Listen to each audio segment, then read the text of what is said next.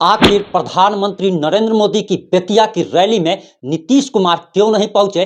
पटना में रहते हुए भी नीतीश कुमार ने प्रधानमंत्री की रैली का बायकॉट क्यों कर दिया? वहीं उपेंद्र कुशवाहा और चिराग पासवान को बेतिया की रैली में शामिल होने के लिए न्योता क्यों नहीं भेजा गया? और प्रधानमंत्री नरेंद्र मोदी के साथ मनीष कश्यप ने मंच क्यों नहीं साझा किया? आखिर प्रधानमंत्री नरेंद्र मोदी मनीष कश्यप का अपने भाषण के दौरान एक बार भी नाम क्यों नहीं लिए? ये तमाम बातें इस 5 से 8 मिनट की रिपोर्ट में हम आपको बताने जा रहे हैं और यकीन मानिए जब आपको पूरी बात पता चलेगी तो आपके पैरों तले जमीन खिसक जाएगी।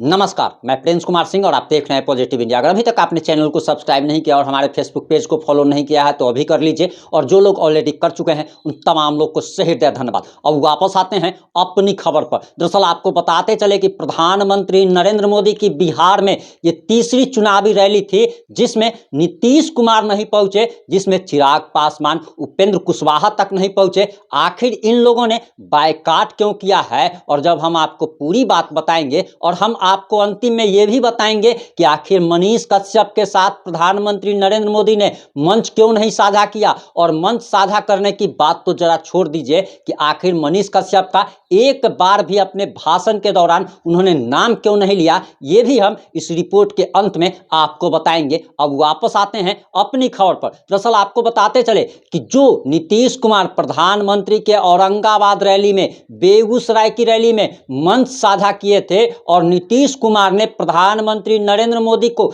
एक तरीके से आप कह लीजिए कि चमचागिरी करते हुए कह दिया था कि अब आप यकीन मान लीजिए, अब आप आश्वस्त हो जाइए कि अब हम यहां से कहीं भी हिलने डुलने वाले नहीं हैं, यानी कि पलटने वाले नहीं हैं, हम आप ही के साथ हैं। और इस बात पर प्रधानमंत्री नरेंद्र मोदी खिलखिलाकर हंसते हुए नजर आए थे। वही नीतीश कुमार आखिर बेतिया की रैली में क्यों नहीं गए? तो आपको बताते चले कि दरअसल सीट शेयरिंग का मामला फंस चुका है। एनडीए में लोकसभा के सीट शेयरिंग का मामला फंसता ही चला जा रहा है और नीतीश कुमार काफी नाराज बताए जा रहे हैं, जिसके बाद नीतीश कुमार पटना में रहते हुए भी बेतिया की रैली में शामिल नहीं होते हैं और अपने करीबी मंत्री विजय कुमार चौधरी को बेतिया की रैली में भेज देते हैं। वहीं बताया जा रहा कि नीतीश कुमार स्कॉटलैंड की यात्रा पर जाने वाले हैं। स्कॉटलैंड जाकर के वो विदेशी निवेश लाने जाने वाले हैं। लेकिन अब ये सवाल ये भी उठ रहा है कि आखिर जब तेजस्वी यादव जापान गए थे तो उन्होंने क्या निवेश लाया?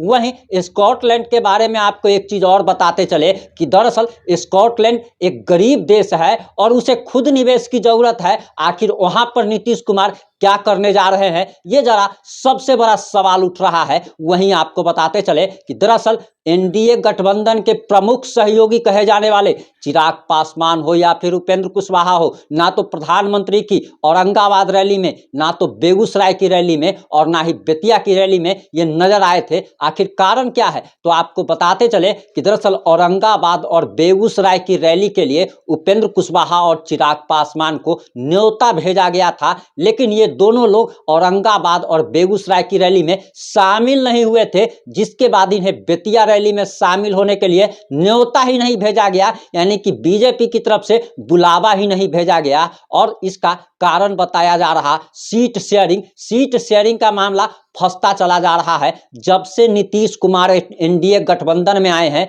तब से गठबंधन के तमाम सहयोगी दल असहज महसूस कर रहे हैं। इन लोगों को डर लग रहा है कि अब इन लोगों को 1 से 2 सीट पर ही संतोष करना पड़ेगा, क्योंकि नीतीश कुमार के आ जाने के बाद अब ये बताया जा रहा कि नीतीश कुमार को 13 से 14 सीट कम से कम मिलने की संभावना है। वहीं चिराग पासवान 5+1 मांग रहे थे।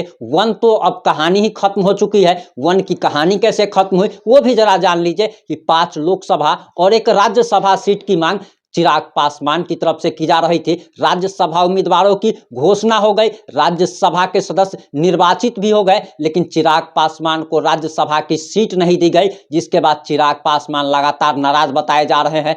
हाजीपुर सीट पर भी बीजेपी कुछ भी क्लियर नहीं कर रही है। जहां एक तरफ पशुपति कुमार पारस दावा ठोक रहे हैं, वहीं चिराग पासवान भी उसे अपने पिता की विरासत बता रहे हैं और वो हाजीपुर से चुनाव लड़ना चाहते हैं। और उनका कहना है कि 5+1 उन्हें मिलना ही मिलना चाहिए, लेकिन वह अब मिलता हुआ नहीं दिख रहा है। वहीं उपेंद्र कुशवाहा भी लगातार नाराज चल रहे हैं, क्योंकि नीतीश कुमार के आने से सबसे ज़्यादा अगर कोई परेशानी में है तो वो उपेंद्र कुशवाहा हैं, और उपेंद्र कुशवाहा इसी कारण नाराज बताए जा रहे हैं। उपेंद्र कुशवाहा जहां 4 सीटों की मांग कर रहे थे, वहीं उपेंद्र कुशवाहा को 1 सीट पर ही संतोष करना पड़ सकता है। इससे उपेंद्र कुशवाहा नाराज बताए जा रहे हैं, और एनडीए के तमाम गठबंधन के सहयोगी दल सीट शेयरिंग को लेकर नाराज बताए जा रहे हैं, जिसके कारण ये लोग प्रधानमंत्री नरेंद्र मोदी के साथ मंच साझा नहीं कर रहे हैं। ये लोग अपनी नाराजगी खुलेआम जाहिर कर रहे हैं। वहीं आपको बताते चले कि मनीष कश्यप के तमाम समर्थकों को ये उम्मीद थी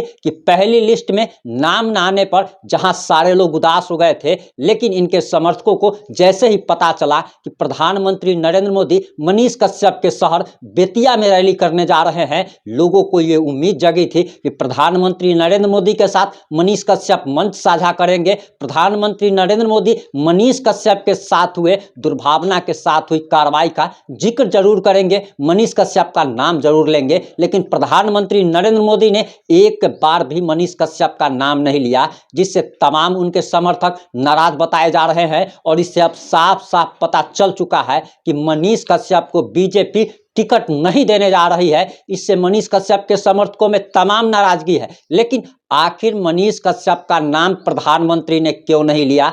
आखिर मनीष कश्यप को बीजेपी टिकट क्यों नहीं दे जा रही है? ये बातें भी जरा जान लीजिए। आपको बताते चले कि मनीष कश्यप पर एनएसए लगा था, रासुका लगा था, देशद्रोह का केस हुआ था, और प्रधानमंत्री नरेंद्र मोदी हो या फिर भारतीय जनता पार्टी कोई भी जोखिम नहीं लेना चाहती है। और दरअसल लोकसभा की 400 सीटों पर जीतने का दावा कर रही बीजेपी किसी भी प्रकार का कोई भी रिस्क नहीं लेना चाहती है। और दरअसल इन लोगों को लग रहा है, बीजेपी को लग रहा है, नरेंद्र मोदी को लग रहा है कि अगर मनीष कश्यप की अगर चर्चा भी हो जाती, मनीष कश्यप जिस पर एनएसए लगा था, अगर उसको उम्मीदवार अगर बनाया जाता तो देश भर में एक नकारात्मक संदेश जाता, और प्रधानमंत्री नरेंद्र मोदी के साथ साथ बीजेपी को भारी नुकसान उठाना पड़ सकता था। और यही कारण बताया जा रहा कि मनीष कश्यप का नाम ना तो प्रधानमंत्री ने लिया और ना ही लिस्ट में, यानी कि मनीष कश्यप को उम्मीदवारों की लिस्ट में भी जगह नहीं दी गई। इससे साफ साफ कहीं ना कहीं पता चल रहा है